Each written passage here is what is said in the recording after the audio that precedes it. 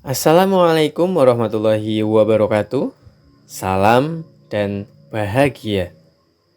Saya Untung Ardi Yulianto, calon guru penggerak Angkatan 5 dari SD Negeri 1 Babadan, Kabupaten Banjarnegara. Izinkan saya untuk menyampaikan hasil tugas A, modul 1.2.A.4, eksplorasi konsep modul 1.2. Pertanyaan nomor 1. Bagaimana Bapak atau Ibu memahami cara kerja otak? 5 kebutuhan dasar manusia, tahap tumbuh kembang anak, beserta pengaruhnya pada pembentukan kebiasaan dan nilai-nilai hidup manusia. Mengapa demikian? Cara kerja otak manusia. Dalam otak manusia terdapat susunan otak yang serupa dengan otak mamalia, otak reptil, dan otak primata yang terhubung dengan otak luhur manusia.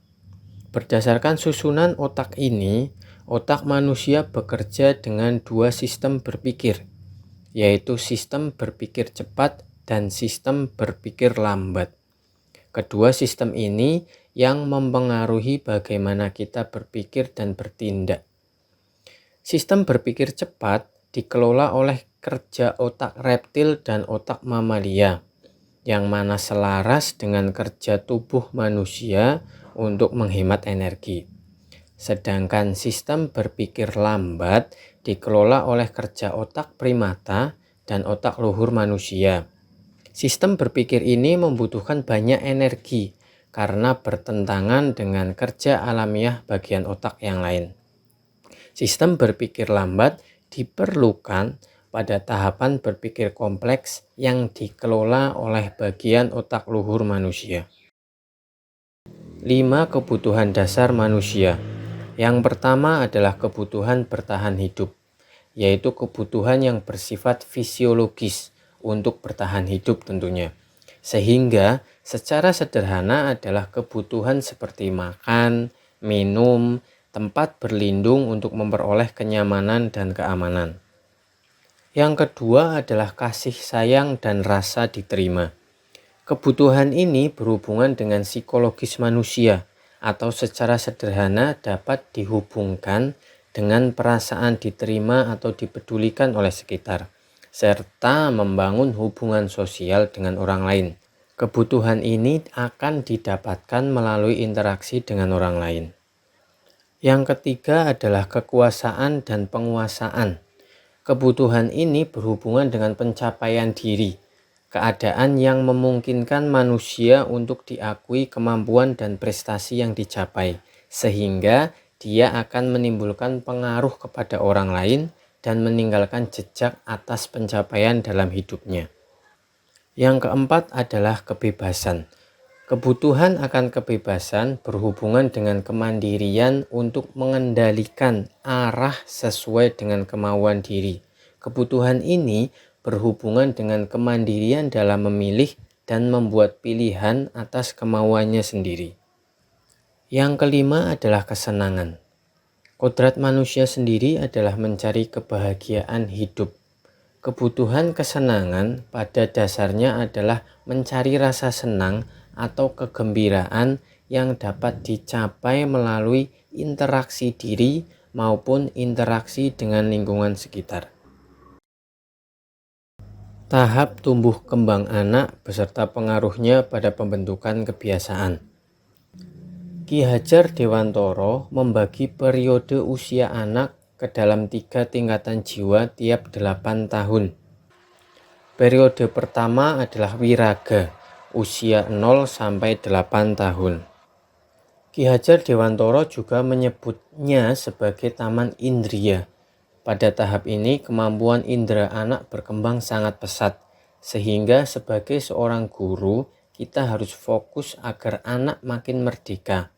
Namun harus tetap mengawasi agar dalam koridor aman dan bermakna bagi kehidupannya kelak.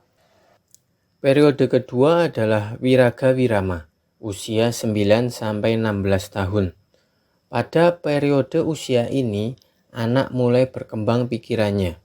Kebutuhan anak mulai berkembang. ia mulai mampu berpikir secara mandiri mengenai posisi diri dalam lingkungan.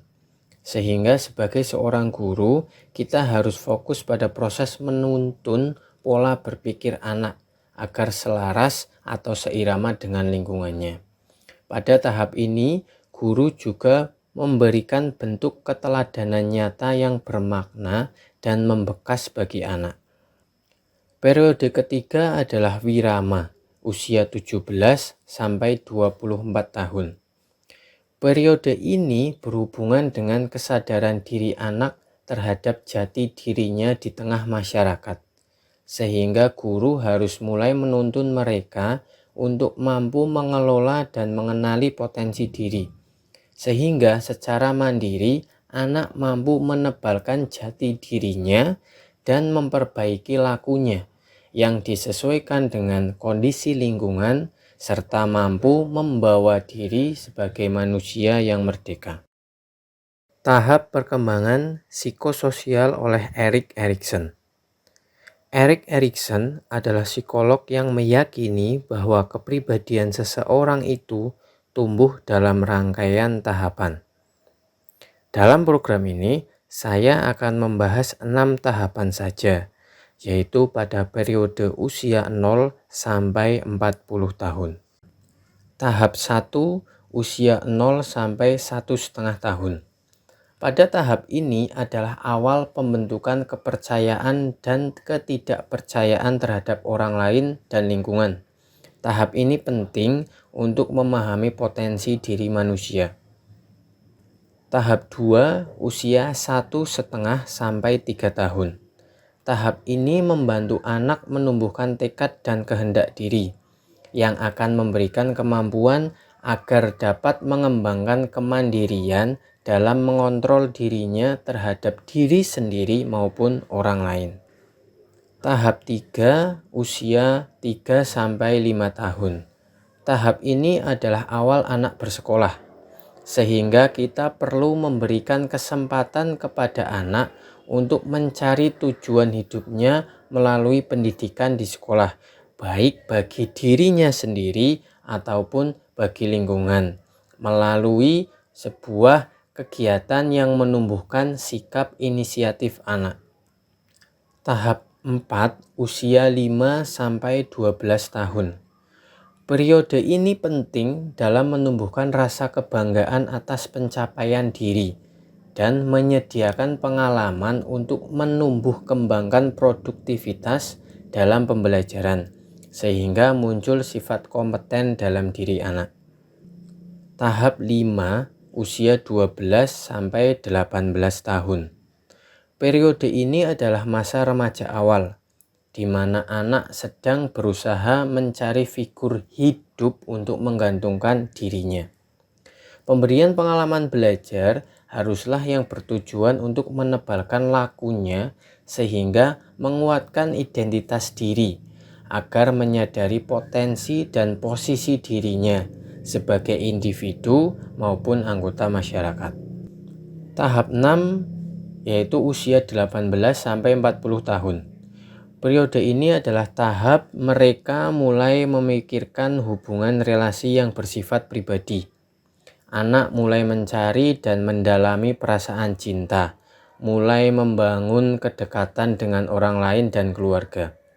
Periode ini harus menekankan pada proses eksplorasi perasaan yang mampu memberikan dukungan sosial bagi dirinya agar tidak membuatnya terasa atau merasa terisolasi dalam hidupnya.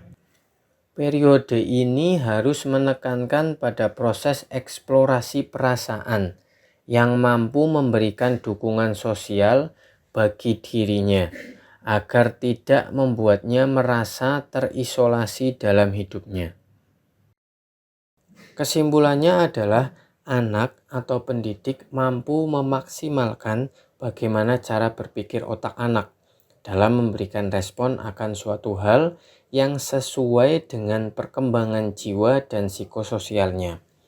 Maka proses perkembangan anak akan membentuk karakter positif sepanjang hidup dan membuat diri anak menyadari nilai dirinya sebagai manusia individu maupun sebagai anggota masyarakat.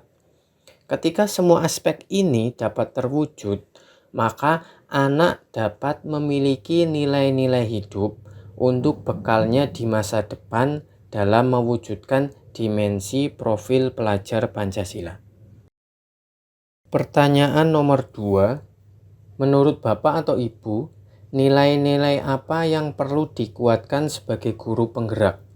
Mengapa demikian? Seorang guru penggerak haruslah menanamkan nilai-nilai dalam diri mereka.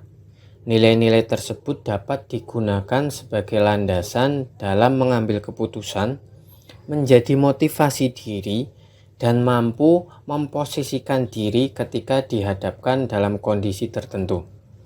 Nilai-nilai penting dalam diri seorang guru penggerak antara lain mandiri. Mandiri adalah kemampuan untuk berdiri sendiri. Sebagai seorang guru penggerak harus mampu mendorong kemampuan diri untuk berinisiatif melakukan perubahan bermakna. Mampu memotivasi diri untuk terus belajar dan berubah menjadi lebih baik, serta melakukan aksi yang bertanggung jawab. Reflektif.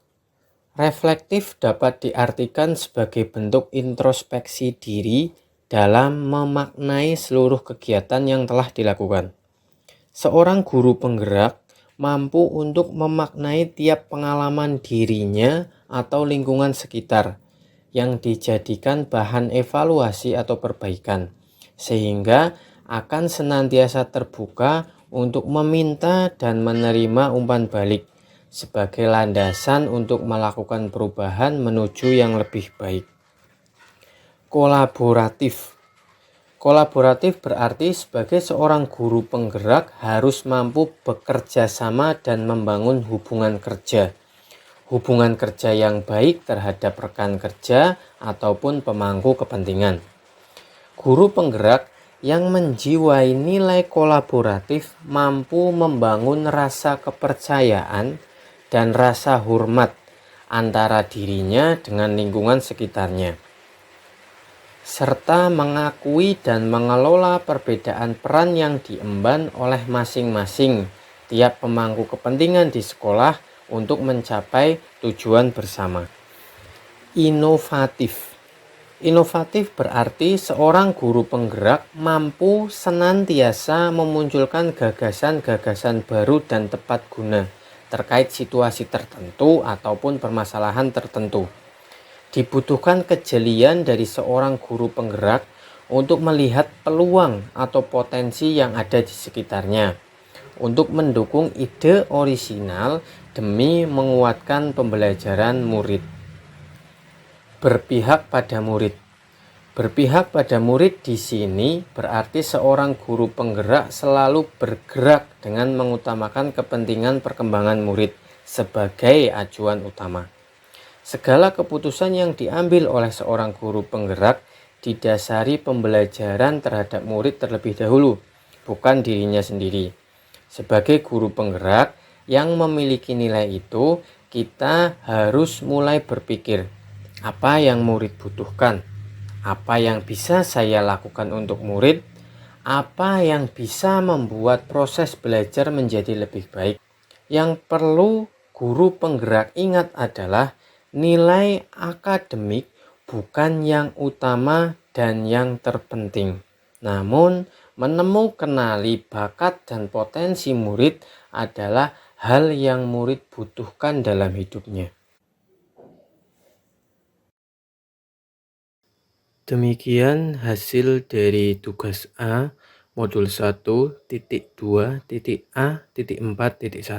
Kurang lebihnya saya mohon maaf. Wassalamualaikum warahmatullahi wabarakatuh. Salam dan bahagia.